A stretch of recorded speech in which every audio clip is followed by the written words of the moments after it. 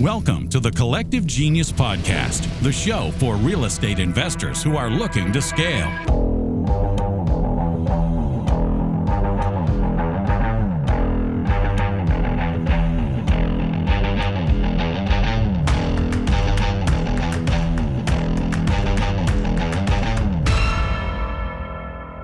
Hey, welcome back to CG the podcast.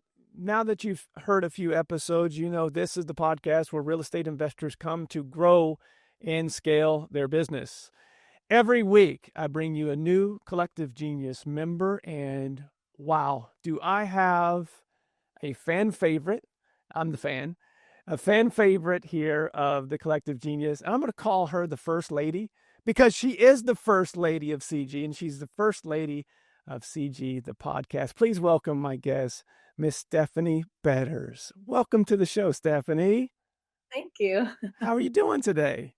I'm great. I'm looking forward to chatting with you. Me too. What I have found, and I think we talked a little bit about this pre-show, I have found that I have learned so many new things about members that I feel like I already know really, really well. There's something new for every pod that we've done. And I hopefully, through this journey, this conversation with the genius, as I have labeled this, I've labeled it this, that we can, give a lot of insight to those out there that are currently real estate investors continuing to grow and scale. So what I'd like to start with is it's a proper introduction for those that don't know you. Where are you out of, and what is your niche, or maybe you have multiple niches. What is it that you do, and where do you do it? All right. I live in Charlotte, North Carolina. I have two main businesses, one being our real estate investment business and the other being a software business that actually stemmed from our real estate investment business. Sorry. You brought music to the pod? No, I don't know how that happened. That's my Slack. I just bounced it. No. No. So this is why I told you before. This is a conversation. So this is very natural. These type of things happen. You had Slack reminding you of something? No, someone was calling me on Slack and it defeated my do not disturb. This is what happens with the entrepreneurs. Their employees or the people that need to get in touch with them, they find different channels. It's right. Like they try all different ways. Anyway, so two main companies, one their investment company and then the software company. Everything started with our investment company. And I say our because I started that with my husband. We started flipping houses in 2007. And the kind of quick overview, started in 2007, went to grad school, moved to Charlotte after we graduated, started buying rentals just as a, wealth building exercise. I completely fell in love with building a business. And in 2014, we established the business. And then in 2018, we merged with a third partner who was also here in Charlotte. And it's been rocking and rolling ever since. So we currently, on the investment side, we do primarily new build, single family, entry-level homes. Our sales price, our end sales price now in Charlotte's right around $300. It ranges a little bit from like $280 to $350, but our average sales price is $300. And then we do some wholesaling too, and still a couple flips here and there, but primarily new build and wholesale. And growing that business created lots of problems and learned a lot along the way, and learned that systems were a really big part of success in that company. And so I built a CRM, and Salesforce asked to partner with me, and I launched that in January 2020. So now we have two. You just stuffed a lot of years into just a few minutes there. Yeah. So I'm ready to unpack a lot of that.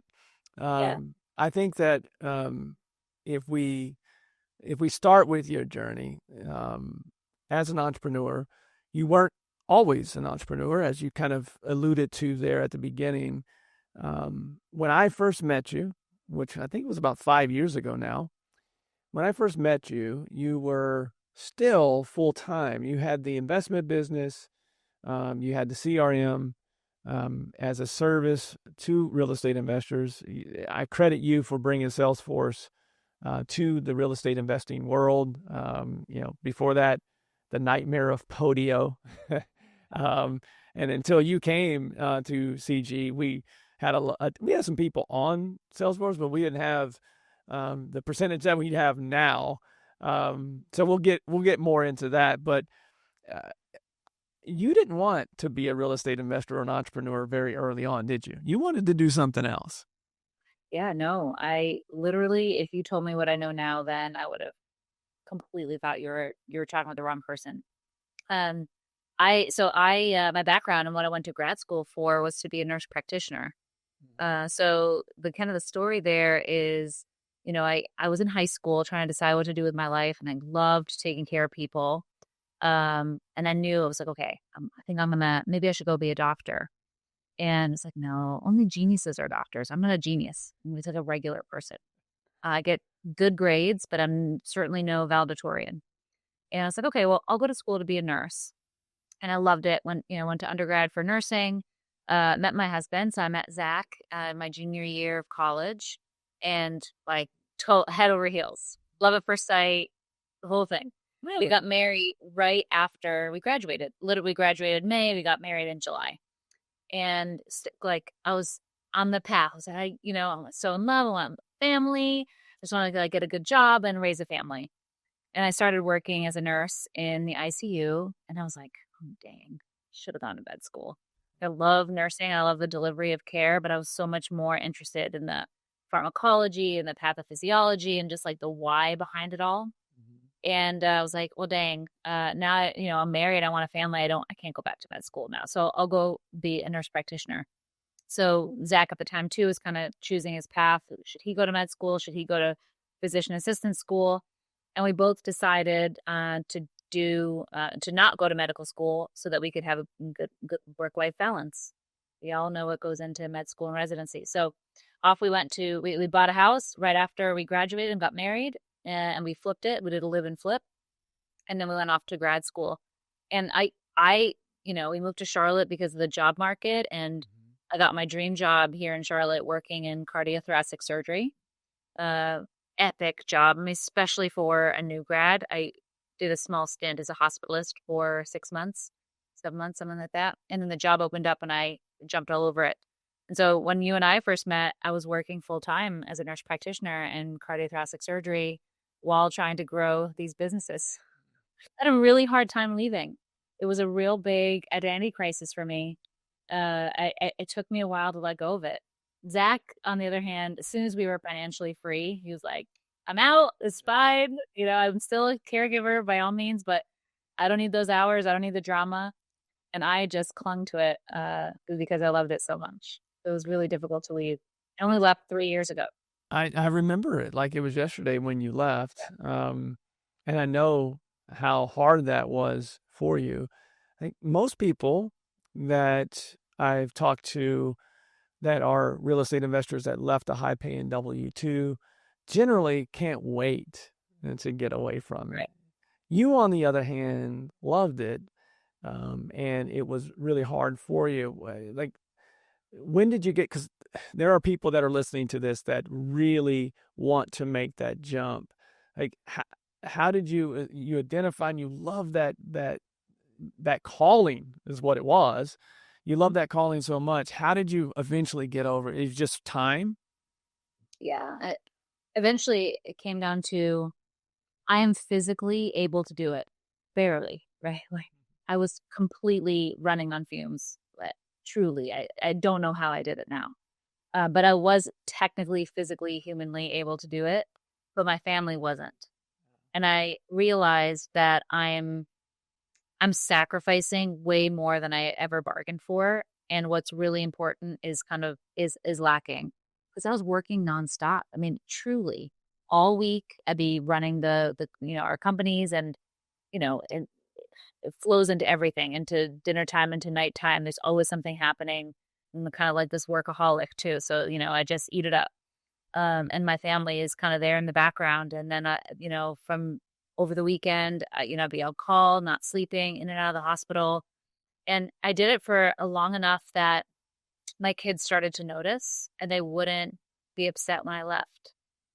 So they'd be like, all right, mommy's going to work. And they'd be like, all right, and they'd be like, and I was like, oh, dang, like it doesn't hurt that I'm leaving, and they're used to me leaving. And that really just like, oh, they're used to not having their mother.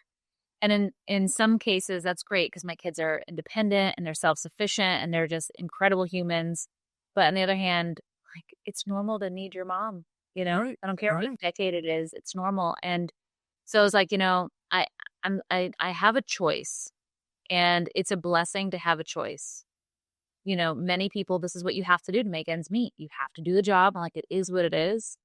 And I felt like I was doing a disservice to the blessing that I had, where we had business success, I had success with medicine.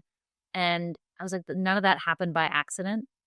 I think all this happened to give me this opportunity to do what's right for my family. And there's this really famous Mother Teresa quote that like shook me, and I had it on the wall the year that I left. I had to like stare at it every single day. And it says, if you want to change the world, go home and love your family. Mm. And I was like, okay, that's what I need. This is what I need to do. So it took me literally a year from like inception to execution because I felt like I kind of had to peel my identity off that job and kind of redefine myself. But I did. And kind of where I stand now is, first of all, so much gratitude. I don't think that to be successful in business, you have to burn the boats with W-2. Like, I made the best of it. I made amazing connections. The physicians I worked with became private money lenders. They became buyers. I was able to get amazing financing because I had great W-2 income. I didn't have to take money from the business to pay myself to survive. I could, essentially reinvest the income from the business. I could grow. So there's a lot of great positives I had from that. So I used it all up. But in the end, yeah, I decided that I couldn't do that to my family, to do both. And I'm going to decide to have a little bit more control over our schedule and the presence for the kids, especially on the weekends as they got older. That's when everything happens. Birthday parties, the soccer games, Have you tried to, here's what I've found that for me, I have replaced it with other things that time. Now, don't get me wrong, they're mostly family oriented, but I'm not used to having downtime. Have you found that since you retired from the nurse practitioner side that you have just replaced it with other things? You're still not resting. You're not. You're actually still doing something at a high level. I'm still a busy person. I'm definitely the type of person that will fill her plate, like that stuff going on, but nowhere near the way it was. But even leaving, like the day I left, it wasn't like curative. Like all of a sudden I was fine. It actually took me probably a year to reprogram my brain to be able to rest. Yeah. To focus on getting 8 hours of sleep. Because, I worked that job for a decade. Plus before that I was a nurse for 5 years. Before that, I was working all through college. I mean, we're talking like 20 plus years of working nonstop and weekends and nights and not sleeping and the whole thing. It's very sacrificial. And it took me a year to really get over it and to not be constantly checking my phone and like feeling like I'm missing something, I'm forgetting something. But it's intentional. It's intentional for me not to take on additional work because I am kind of inherently a workhorse, especially after all that programming. Sure. Sure. But I think I get better at that every year, and I have to constantly work on balance and harmony and saying no. So. I think we're very similar that way. And you have 3 kids, correct? Yeah, you have 3, I have 2. And I have found the best way for me, just for me, not maybe for others.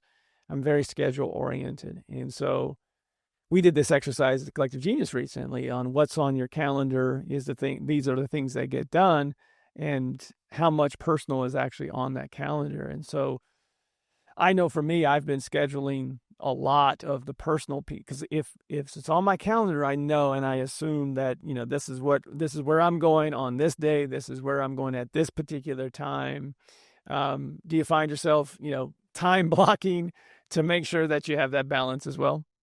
100%. I live and die by my calendar. If it's on there, it gets done.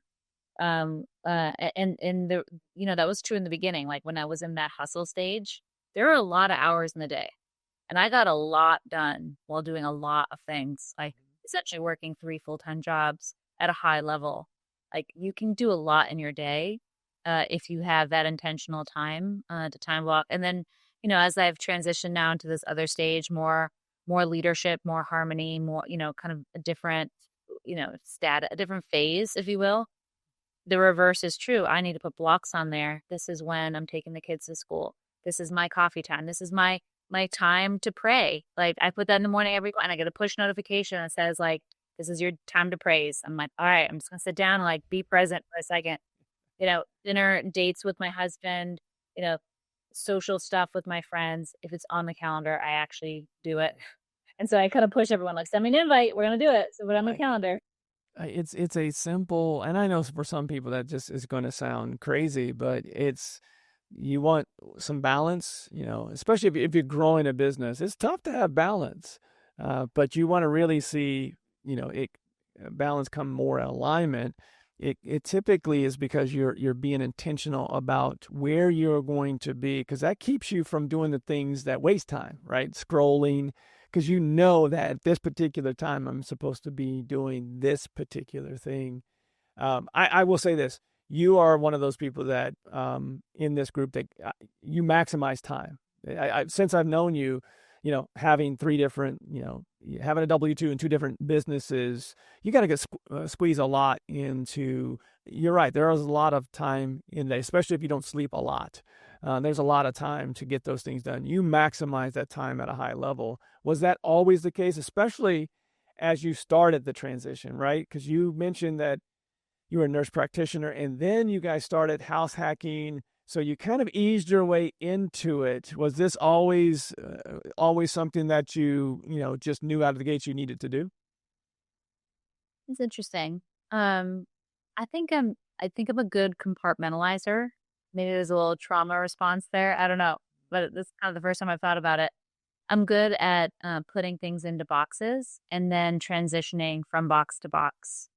And that's kind of what I do in my brain when I'm working through a day or trying to plan a week or a quarter. Is I kind of imagine these different priorities and kind of pick up where I left off when I come back to that box.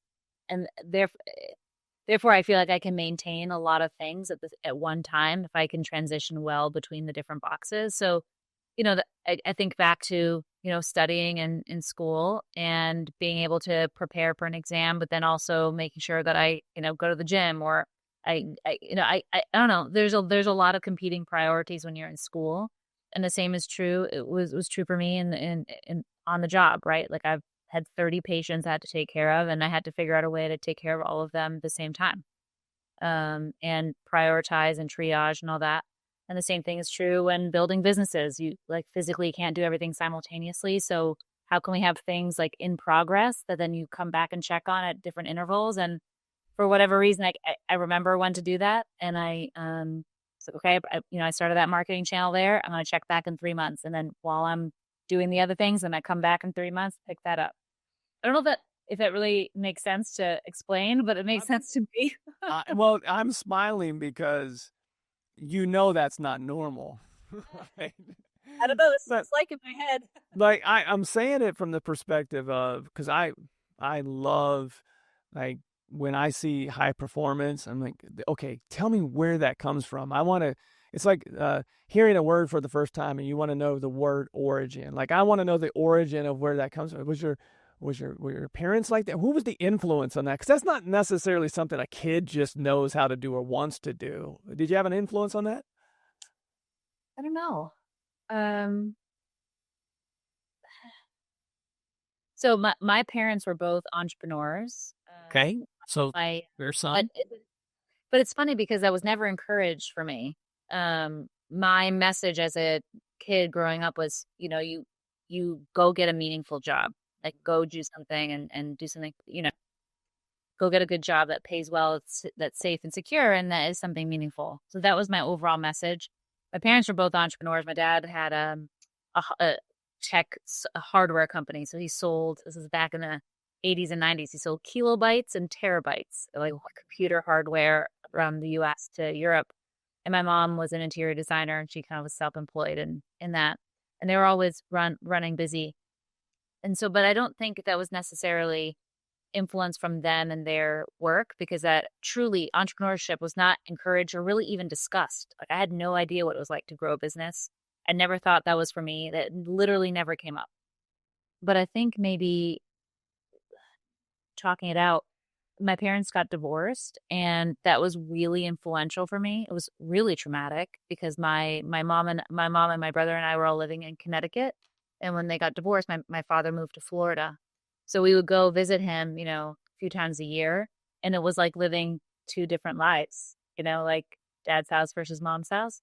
So if anything contributed to the way I think I compartmentalize, is probably related to that, and kind of like making sense of that as a kid growing up, and watching my parents both remarry and kind of live different lives. And I don't know, I think that's probably the catalyst for it. And then being in really high stress situations like critical care, trying to figure out how to cope with that responsibility and making sure you don't drop the ball.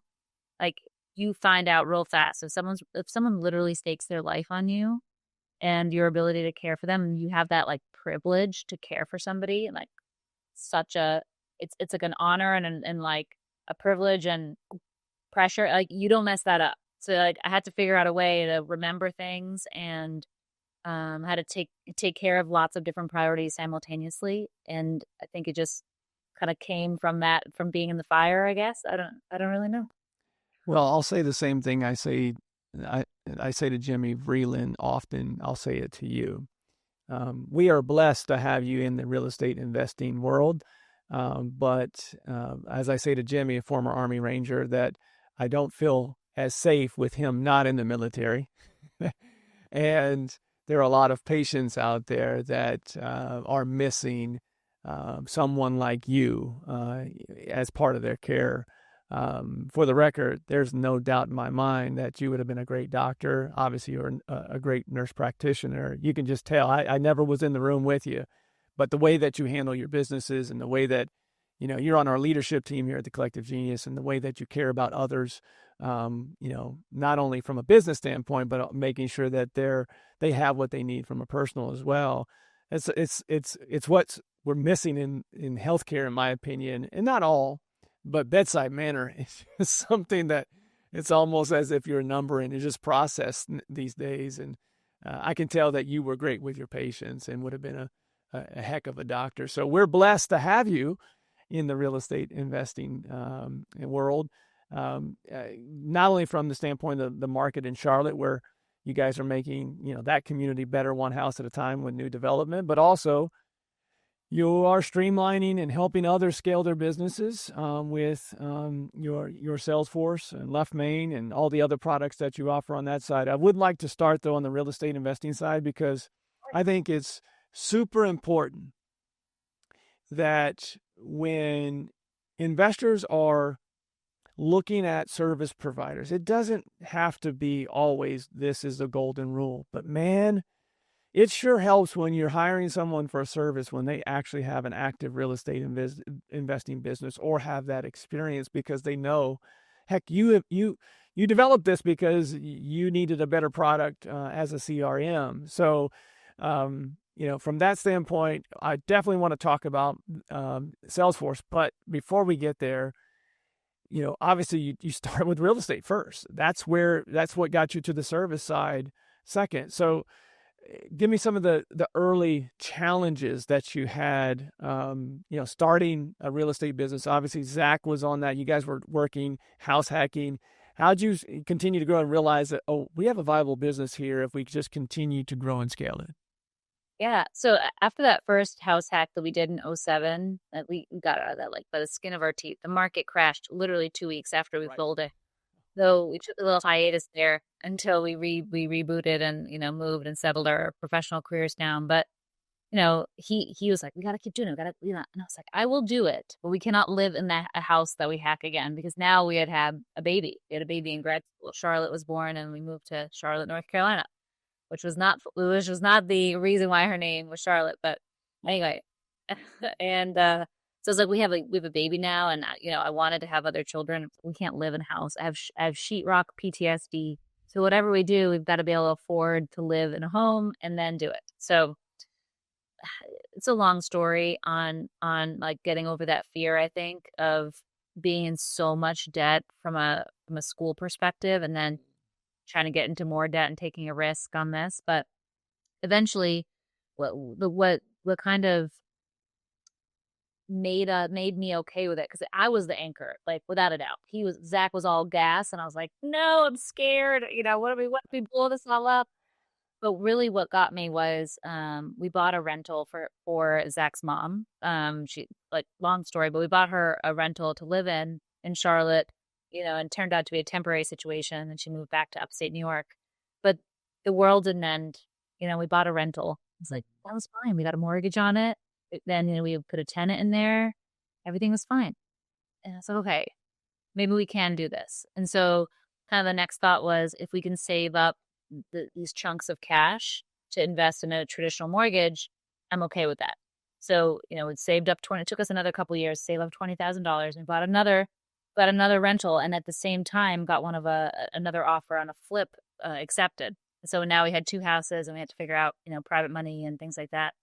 And what I realized very quickly was we're not going to be able to buy enough rentals to provide any sort of real freedom, especially by the time our kids are in college. The goal was to have 3 houses per kid. We have 3 kids by the time they go to college, so we could pay for college and retirement and weddings and stuff like that. And I was trying to do the math of how long it took us at our W-2 jobs by paying down our debt, paying our mortgage, trying to live just a general life, nothing fabulous.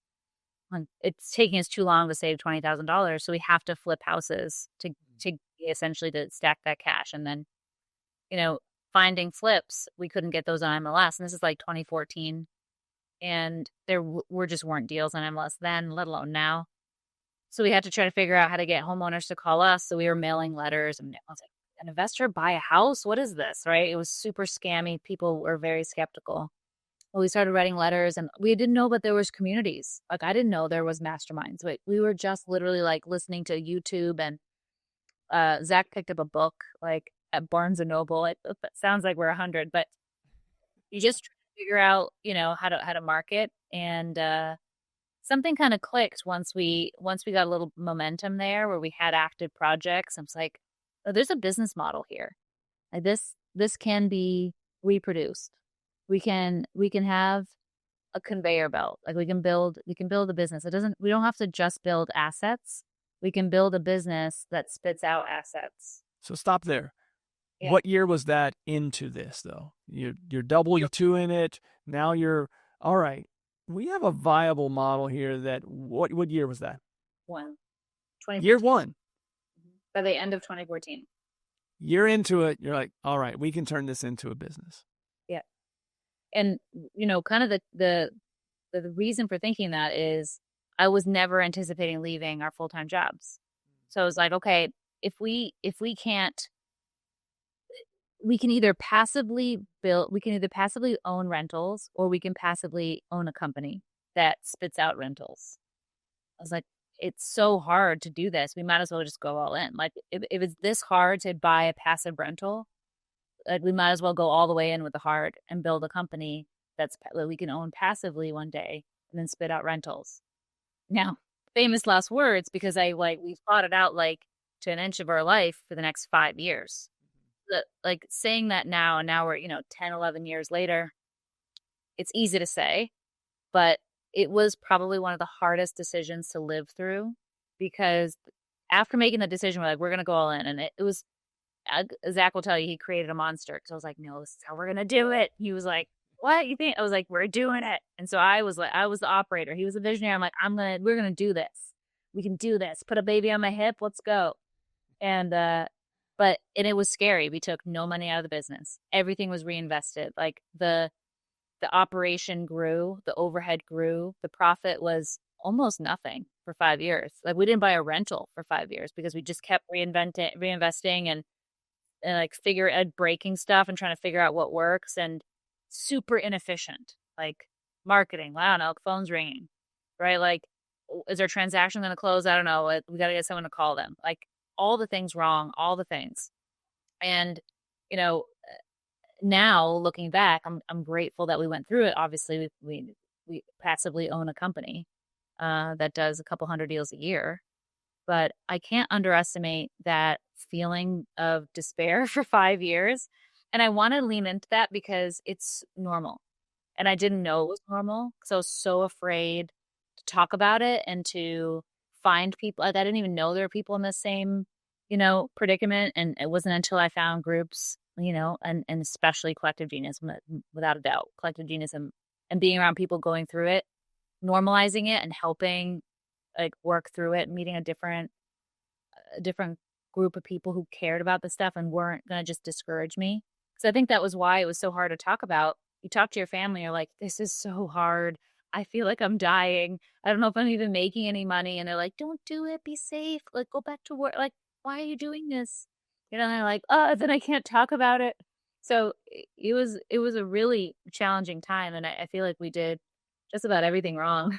Made all the mistakes, That what you just said is such gold. There are a lot of people that I talk to, obviously, for entering into our communities that are in that 3 to 5 year window, and they have just hit their breaking point, the point where they're just like in this valley of death that we've often talked about at CG. Yeah. And the reason they've gotten there is just because they've just been pushing through every single challenge, and they're just at a point of where they're about to break, and they realize that this is normal once they get into a community and around other like-minded individuals. What you said there is so important.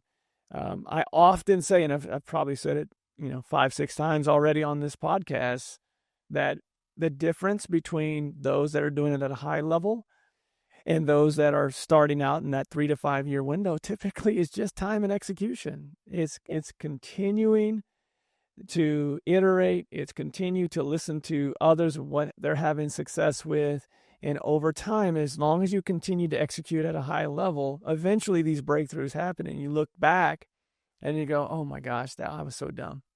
Or that was a bad experience, but it taught me a lot. And I needed to go through that in order to get to here. So I appreciate you sharing that, because that's something that, in a lot of communities, people won't share. Like, I'm struggling right now. I need help with this. Who in here could potentially help me with this? So for those that are listening to this that are going through that right now, find somebody else that you feel like is 1 or 2 steps ahead of you and just let them know where you're at, or find a community like CG to come in and have these conversations, because sometimes it's a light bulb that goes off on some of the most simple things, right? So you were battling through those first few years, and eventually, when did you get to new construction? Because I know when I first met you, you were doing new construction, but I don't think you were doing it at the level that you're doing it now. Is that an accurate statement? Yeah, we definitely scaled it. We scaled when we stopped flipping. But real quick, before I say that, I want to just like articulate what the aha moment was for me. And I feel like this was really what got me out of the valley of death, was finding out what reference ranges, like what is normal, what is better than normal, what's worse than normal, right? And I think when you're starting a business, you don't know any of those. You're literally just in the dark, in the cave, trying to bang rocks together and figure out what works. And the aha moment for me in joining these groups were things like, hey, 30% of your leads should be qualified. Or like, if you look at the number of deals you generate versus the number of leads you generate versus the number of deals that close, 10% of your leads should be a deal. Like, that's industry standard. Like, that's gold standard. And where do you fall in that? And I think when you understand, and this is maybe just my operations mind, but once I understood reference ranges, I knew what to fix, instead of like, oh, I'm just not making enough money. Then I was like, okay, wait, like I have got to figure out like where the leaks are in the bucket. Right. And reference range helped me. And, just to tie back to medicine, you go to the doctor for your lab, you take a panel of labs, right? You know what the reference ranges are for your white blood cells, for your red blood cells. And if they're over reference or under reference, like it stimulates a different question to ask. And then you kind of know where to start. If I show up and I'm just like, I don't feel good. Well, what does that mean you don't feel good? I don't know. I just don't feel good, right? Like you got to have some sort of reference range or some sort of, measuring stick to figure out where to start, and that was the biggest impact for me because I was so alone. We were so alone and we just didn't know. And we got into a group, we're like, hey, I'm having trouble closing deals. All right, how many appointments are you going on? Right, like just the different level of questions for reference ranges helped an incredible amount. Just I can't say enough how important that is. I appreciate you going back to that.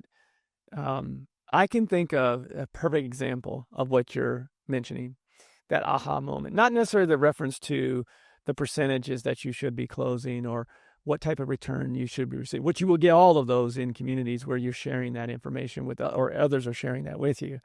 I can think of one moment with someone that I've had on this pod before that came and had a good business.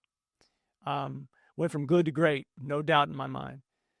And early on, I want to say they were doing, 80, 90 transactions a year when they first came into the group and in a big market. And I remember it was all about making offers. Like they had this great team. In fact, the opposite of what I see most. Most times it's someone that knows how to market and close deals, and then they build the team after that. This actually person was really good at building a team. And it's just these little simple things. And someone asked them, tell me what your offer process was. And they said, well, we go to the house and then we go back and we run the numbers and then we make an offer. And the person said, hold on, you're not making an offer when you're there? No, we don't make offers in the house. And that one thing has taken that person to such another level. And now that was the baseline, right? That was the beginning. But it was just that one aha moment, that one conversation with one question of someone going, oh, yeah, I guess is that how you do it? Yes, that's exactly how we do it. We make an offer on every single house that we go out to. So that made me think of that, just those little things that you can't see. And I just had this conversation with another investor. Sometimes you're so deep in the weeds that the only way you have an aha moment is step out of that and have a conversation with somebody because they can see from a much higher view than you can because you're so far in the weeds. And to me, that's what communities offer. Is that right there, that clarity. Yeah. I mean, it has changed everything for us.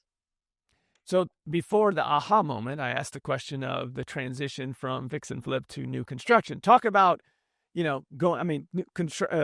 and flip is obviously construction, but new construction is different. So how'd you make that jump? So in 2018, Zach and I merged with a third partner, Jeff. So we were Better's Homes, the Carolinas. He was New Path Properties. We became Better Path Homes. So it was great. But there's this guy, Jeff, good friend of ours here in Charlotte, that was doing primarily new builds and wanted to grow his wholesale side. And we were doing primarily wholesaling and some flipping, primarily flipping and wholesaling to be true. And we were wanting to break into new construction because we kept coming across land. We don't know what to do with this land, so we would wholesale it or whatever. Figure it out. I know. So we had a lot. Jeff and Zach and I are all like kind of equally yoked. Like we all had the same values and the same vision for what we wanted to do with the company. And this is actually the year I met Gary Harper. And Gary Harper, we sat us all in a room. We're like, I think we got something here. I think the three of us can do something. And selfishly, I kind of wanted a third person in the mix because Zach and I are an incredible team. But because it's just him and me in the end making the decisions, like it bled over to everything. So there's no personal boundaries. Right? So this will be good because we can't go make decisions like while laying in bed at night trying to fall asleep. We got to like have more structure because there'll be a third partner involved, And I thought it would be a good dynamic and top of all the other things. So anyway, we merged with Jeff in 2018. We started doing all the things. We were flipping, wholesaling, and new build construction. We did that for 2 straight years. And then we were sitting in our first week of January 2020. Never forget it. And we had divided our company into 3 different P&Ls, one for flipping, one for wholesaling, one for new build construction. And when we separated everything like that, we were sucking at flipping at scale. It was a negative profit. Wholesaling and new builds, better. So it was a terrifying moment. We sat there and we're like, nope, we're not going to flip anymore. We're stopping this right now. No more. We're not going to buy any more flips. Everything we do will be new builds or wholesales. And then, we would take the profit from our company and go buy rentals. So that was fine. But the company itself would not do any more flips. And then COVID hit and we were like, thank goodness. And then, obviously COVID turned around and was great. And we just kind of focused on that, focused on new build and wholesaling, and it thrived because we were able to focus and allocate resources to the new build and the things that were working really well. We were able to grow. We were able to raise private money. We were able to get great banking relationships. Our team was able to lean in and do more from a new build perspective. It took so much babysitting to do flips, like an unbelievable amount of babysitting. And the new build contractors and working with GCs, it's just a different level of professionalism. And we can have 2 project managers manage 100 new builds, where if we had 5 flips and 1 project manager, they were like busting at the seams, trying to manage everything and everyone's cigarette breaks and meth problems and truck didn't turn on today. It was a freaking night. Right. Different level. Yeah, and I was burnt out too because I was a big part of those operations at the time, and I was like, I had said the nastiest things in my life to contractors, like I just lose my mind and curse and Didn't like who you became because of that. No, it was so bad. I was like, I can't deal with that anymore. So, but that's how we we just evaluated it and was like, this is just not as profitable as we want, and that focus, where you focus flows. Is there a lesson that in that transition, the biggest lesson that you learned from fix and flip? Obviously, there was a lot of good. Was there anything that was a loss or aha moment that we're doing this wrong on the new construction side as you made that transition? I made every mistake in the book too. I mean, we've had plenty of losses. We've had 100K losses on flips. We've learned that more about how to properly inspect a home. We had one really terrible flip, and it was all kind of it was kind of wild how it happened. But wouldn't it be beautiful if we just opened up this door to the kitchen just a little bit? Like the house didn't need anything. We bought it and it was a cosmetic flip, so we paid accordingly. And there was this entranceway to the kitchen, this little sweet little house. It was like, let's make it wider. Just open that up just a little bit. And we had taken down some sheetrock to open up this walkway, this doorway, and all the studs were charred, like little toothpicks behind the drywall. So what is this? And we're pulling down more and more drywall. Turns out the entire house, every single stud in that house was burnt and covered up with drywall. Of a complete fraud, right? And of course, now we look a little bit deeper. We had done an inspection on the house, and we looked in the attic, and there was a little bit on the trusses, but we missed it. We missed that on the inspection. So turns out we lost well over $100,000. It would have been easier to knock that house down and build new. But we found that the homeowner that we bought it from bought it at auction, and I called the fire department. I want to know if there's ever been a 911 call at this property. There's not been a 911 call for fire, for our public records that go back to 1990. So the guy that we bought it from bought it somewhere in there, like 2000-ish, and he bought it from auction. So the bank that sold it at auction covered up this fire. Long story short, nothing could be done. There was no one to sue. There was nothing to do but other than eat that cost. And so we learned very quickly. A very expensive lesson. We had some nice tuition we paid there on that house, that inspections, for sure. That's a year of Ivy League or, Just a year at Yale, no problem. Yeah, exactly. Maybe more now, but close. Most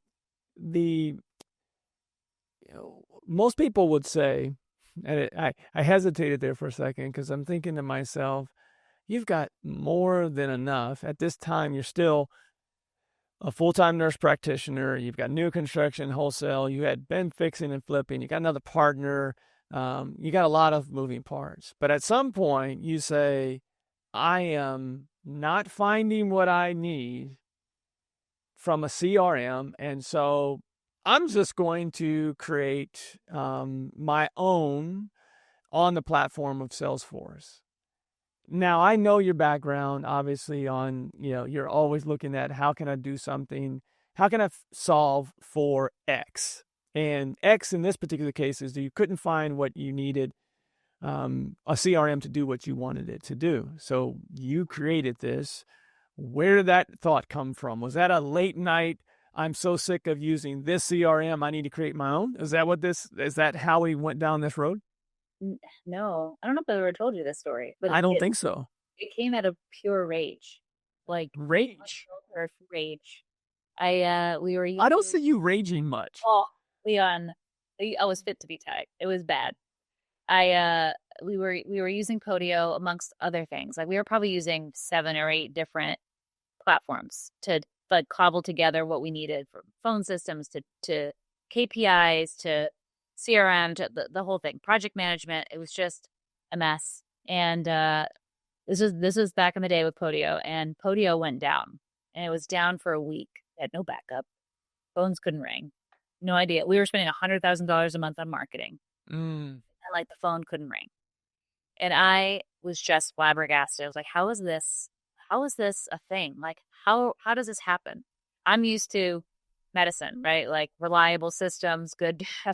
And like, here we are spending $100,000 a month and the friggin' thing goes down. So I was just like, I'm done. I can't take these mom and pop, these homegrown CRM systems anymore. Like what's the number one CRM in the world? I'm just going to go buy it. And Salesforce is indisputable. This big, giant, $1 trillion global company, number one CRM in the world. So very naively, I went through their sales process, and I remember telling Zach, like, this is going to be expensive. It's going to be like $20,000. Like and he's like, what? 20,000? I'm like, I think it's going to be a lot, but we have to do it. And oh no, it's not $20,000. I went through 8-hour-long calls. I'm trying to explain to them like what the real estate industry is, what an investor is, what the pipeline is. And on the 8th call, they hit me with this beautiful deck, with a slide deck. Oh, here it comes, right? They quoted me a build time of 6 months and $100,000, and then I'd be able to log in, and then we would start phase 2. And there's like 8 people on this call, and all these fancy Salesforce people, and I was like, what are you talking about? 6 months to build? What is this? Like, and I'm like, this is going to be $1 million project. And they're like, yeah. They look at me like I'm the dumbass. Like, yeah, it's going to be $1 million. I was like, how is this a $1 million project? I have 15 employees. I can't pay $1 million for a CRM solution. And like, Podio's down right now. Like, I have I'm like super stressed. I need a solution now. I was willing to make an investment, but like $1 million, I was so surprised at that quote that I'm on this call, like, and I said to like, how hard is this? Why is this so difficult? And I'm like, I'll just do it myself then. And I'll just build it myself. And there's a guy on the call, and he says, oh, that's cute. Oh, well, okay, here we go. Now I'm really going to do it. So I was so pissed. So I left that. I just hung up the call. I'm like, Zach, this is crazy. Like, I'm just going to build it. Well, I'll figure out a way. We'll build it. And like, we clearly can't rely on anybody else. So I did. I bought a 15-year-old course on like Udemy on coding and old Salesforce stuff, and spent about 100 hours straight learning the platform, learning how to code, and launched it. So it was like about 100 hours, about 3 months or so of building it for us. And we launched, and I was like, this is freaking great. My team loved it. I was like, everything was fine. And that was, for me, that was it. Like, check the box. I've solved the problem. But about a month or so after we went live, Salesforce followed up with me. I was like, no, did you give up? Just checking in. But like, no, I built it. I'm done. Thank you. Like, take me off of your drip sequence. And the account executive was like, well, can you show me? Can I see what you built? I was like, all right, fine, I'll show you so you can leave me alone. And so we jumped on a screen share, and I showed her, and she's like, can I come visit you? Really? It's like, okay, sure. I mean, bring coffee. So she comes to my office, she flies in, and she's like, I think you have something here. Every real estate professional that I talk to flips out. Like, they all have the same reaction you did. I was one of them. I think you have something here. Do you think that other people would buy it? I honestly have no idea. I guess so. Yeah. I mean, there really isn't anything powerful. Like once you graduate past, 10 deals, there's no systems for us. So probably, I don't know. What does that mean? What does that mean? She's like, I want to introduce you to the partner team.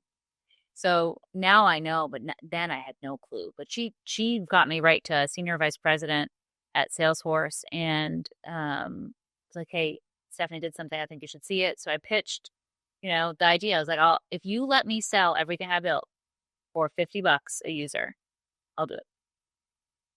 Because at that time it was $150 a user. It's like, no one's going to pay that. It's too much. But we need a system. Like there's this donut hole where there aren't systems for people. Like if you're small and you're doing a few deals, there's a good system for you that you quickly outgrow if you're scaling. And then there's a huge gap. And then there's Salesforce and HubSpot and these giant, horizontal CRMs that aren't specific to industry and take a ton to customize. So like, if you let me sell it for that, I'll do it. And they were like, okay. And turns out that Left Main is one of 3 companies in the world that has that deal. Really? Yeah. There's 2 others. One is a legal company called Litify that sells similarly like a turnkey solution to lawyers. That makes sense. The other one is a bank called Encino that was actually founded in North Carolina. And there's only 3 that are able to sell the sales cloud of Salesforce plus their solution, like to a very specific industry. So it's only allowed for this very specific industry for me.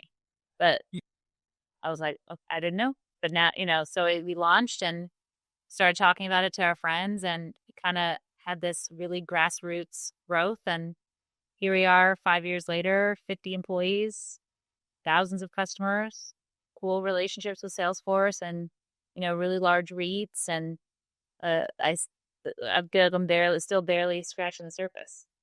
Every time I'm in San Francisco and I see the Salesforce building, I think of you. Apparently, not everybody in San Francisco loves that building as much as we do.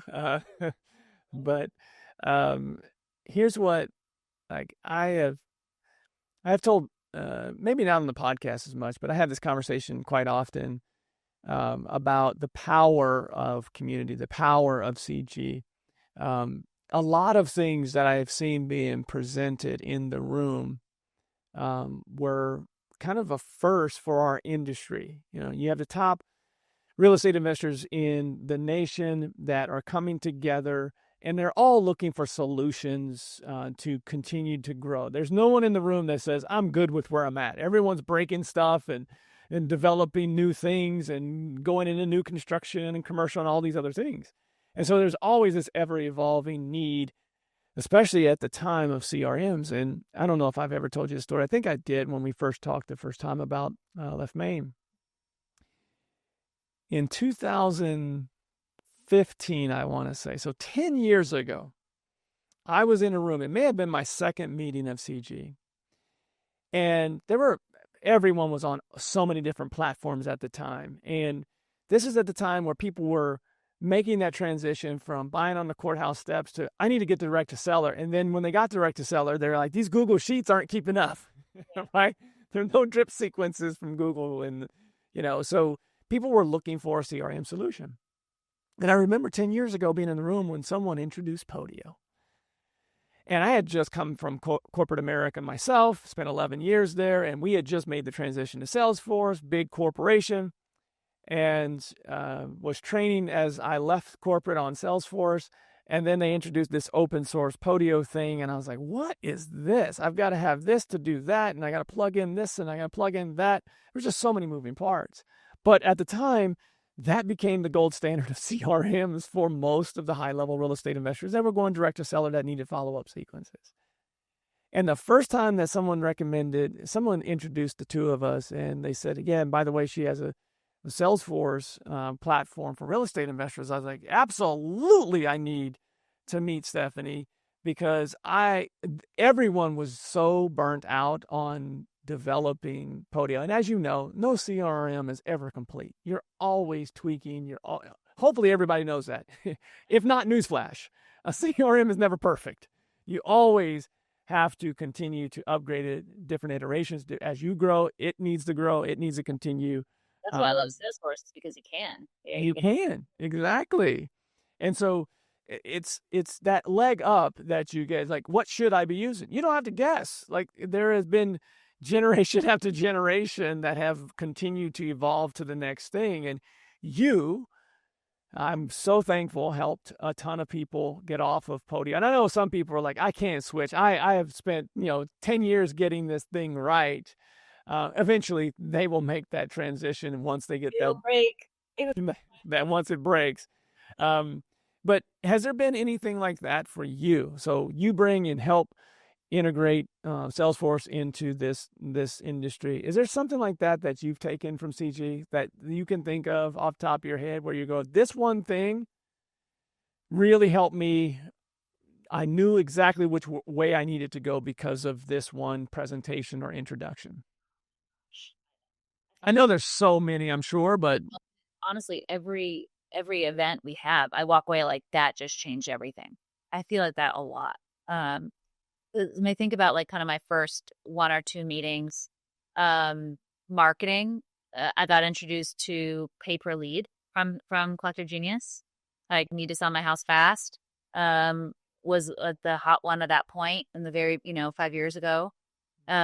So I think that was probably one of the very early, like, first meeting. Oh my God, that was easy. Just do this, right? Like, let's PPL.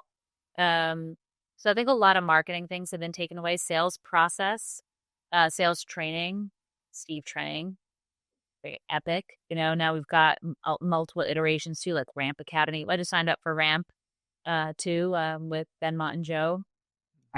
I feel like I would have to write a long list, but those are like the super front of mind things. Getting like super quick hit, like pay per lead marketing channel, huge difference in my business. When I joined CG, we're probably doing about 50 or so deals a year. Now we're doing 200 plus. So that's a lot of things over time. But every meeting I walk away, I'm like, game changer. And I feel like everyone says that. And how many times I'm there, everyone's saying like, no, that really just changed the game. Like, I just had, that is so cool. I don't know that the last meeting we were talking about bots and AI bots and, appointment setter bots. And I'm like, this is changing the game. This is where it's going. You know what I mean? I love the technology changes that we're seeing. We all realize the institutions see the single family asset as an asset class they want to invest in. And so we all understand that we have to continue to be better, not with competition in our own market, but nationwide institutional money. And I think that you're seeing that trend in the group. One trend I am seeing more of that I want to ask you, that I haven't had a chance to ask all my other guests, as a female in this industry. I have thankfully seen an uptick of more females that are owners or husband and wife teams like you and Zach. Why do you think that is? What, why do you, number one, think there's not as many women, and how do we make that trend change where we see more strong females in this business? I think women are human, just like men, right? And what humans need is to see somebody doing it to believe it can be done. And so I agree with that. I think it just takes seeing somebody that you relate to doing it. And that will beget more people just like that than doing it. I think that, just like any gender dominated field, it just takes one or two people to start doing it to then switch the ratio a little bit. So I truly think it's as simple as that. Everyone needs to see somebody that they relate to and they identify, like doing things that they want to do or they never thought they were able to do. And then all of a sudden it's possible. It's like the 5-minute mile, the 3-minute mile, the 4-minute mile, whatever it is. 4 minutes. 4 minute. You just got to see it done first. And speaking just from my perspective, which is just my perspective, Sure. I want to see other women doing it too. I need to see other women doing it too. I want to see our stories being told also.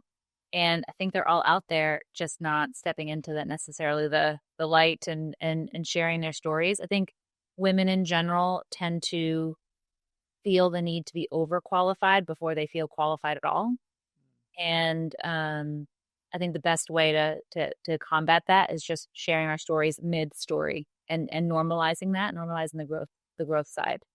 But honestly, I can say the same for men. I don't know that's a totally unique experience for women, but I feel that way. Like I want to be triple sure before I do something so that I don't mess up.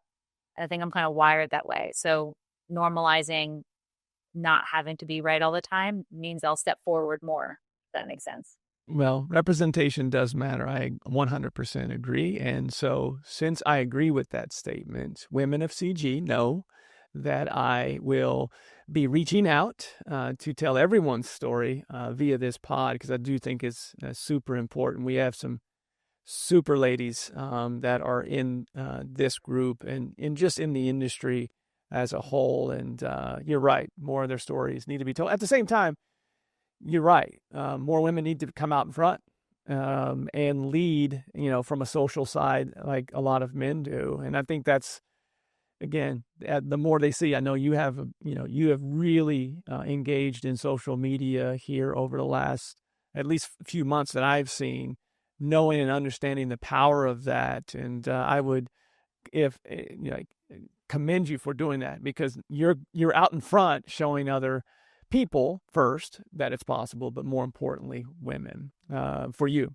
So the last part of this, I loved rapid fire questions on the first thing that comes to your mind. Okay.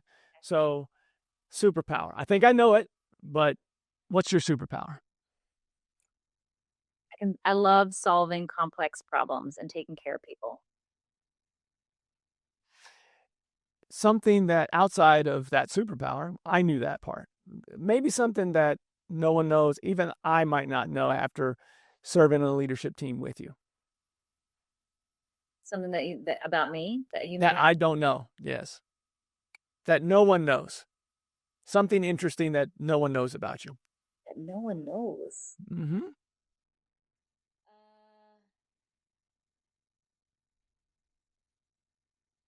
What does no one know? I'm an open book. I'm blind in my right eye. I speak Norwegian.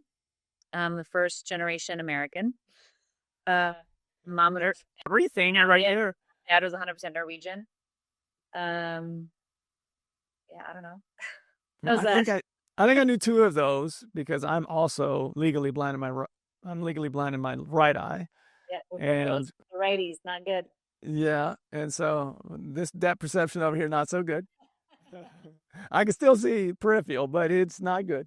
And just know people can be successful with one good eye. We're proving that. And I knew that you were Norwegian because that's where my wife's family there. She's 2 generations removed from Norway, so I knew that part. There's always something fascinating that comes out of that question, and typically people have to think about it. It's like, man, I've not had to think about what someone that doesn't know about me, but it's fascinating when you hear things like that. Book, like, I know that you're well read, and there's a ton, and it depends on where someone is in their career and their life, but the book that you suggest the most for entrepreneurs in this space? Gosh, I have so many too. This is a really, I can't just give you one. So I'll say Traction. Traction changed my life. I read that in 2018. Literally changed my life and how I thought about businesses completely. So can we give a caveat with Traction though? I think what was really amazing about it is learning about KPIs and meeting cadence, and that just had a structured departments. I just never really knew how to do that. It was kind of like an amalgamation of people just trying to do stuff. So that was really what the aha moment was for me there. So I just want to give one caveat with Traction for everyone that's listening to this though. If you're going in to read, like a fiction book, It's not a great read necessarily unless you are really interested in understanding business structure, employee operating systems, and you have your right frame of mind ready to learn about that. Well, it's a beach read. I read it on the beach while drinking a cocktail. You're a different duck. Most people that read that book will go, man, I'm reading it, including me when I first read it, because I didn't have the right frame of mind. That's why I'm giving this caveat. Like, you're reading a textbook on running a successful operating system for a successful business. Like, you got to put your mind frame there. Yeah, don't do it on Audible. Get No. the actual. No, this is a highlighter book for sure. Yeah.